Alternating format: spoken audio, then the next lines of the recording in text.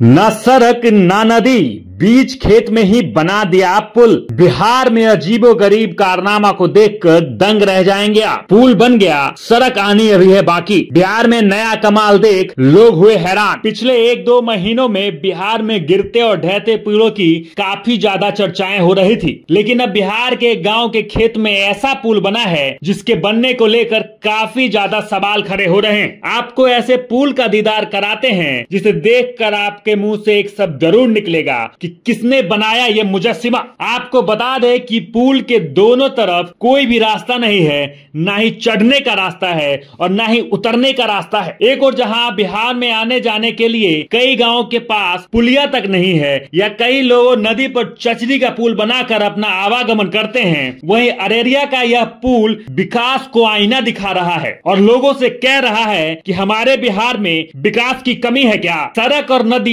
दोनों नहीं आए, लेकिन हम तो पहले ही आ गए। अररिया के पलासी में बिना सड़क और अप्रोच पथ के ही ग्रामीण कार्य विभाग ने आरसीसी पुल का निर्माण कर दिया है। बता दें कि कुछ दिन पहले ही रानीगंज से भी एक अनोखे पुल की तस्वीर सामने आई थी, जहां खेत के बीचों बीच पुल का निर्माण कर दिया गया था। मामला पलासी प्रखंड के बरगुम्बा पंचायत के वार्ड नंबर 4 की है, जहां मुख्यमंत्री ग्राम संपर्क योजना अंतर्गत आरसीसी पुल समेत करीब 3 करोड़ रुपए की राशि से 1.7 किलोमीटर की सड़क निर्माण करवाया जाना था, लेकिन बिना अप्रोच पथ और बिना सड़क के ही पुल का निर्माण कर दिया गया, जो लोगों के बीच चर्चा का विषय बना हुआ है। परमानंदपुर गांव में 2.5 किलोमीटर लंबी सड़क पर काम शुरू तो हो गया, लेकिन स्थानीय किसानों से जमीन और अधिग्रहण की प्रक्रिया पूरी नहीं हो पाई थी। पुल को इस परियोजना का हिस्सा बनना था और इसका उद्देश्य वहां सड़क बनने के बाद भी पानी को मैदान के एक तरफ से दूसरे तरफ जाने के लिए रास्ता देना था। हालांकि सड़क तो नहीं बनी, लेकिन पुल उस जगह पर बना दिया गया जहां की जमीन का अधिग्रहण पहले ही हो चुका था, लेकिन सड़क के लिए अभी भी जमीन नहीं मिली है। ग्रामीण कार्य विभाग के एक अधिकारी ने कहा कि भूमि अधिग्रहण करने और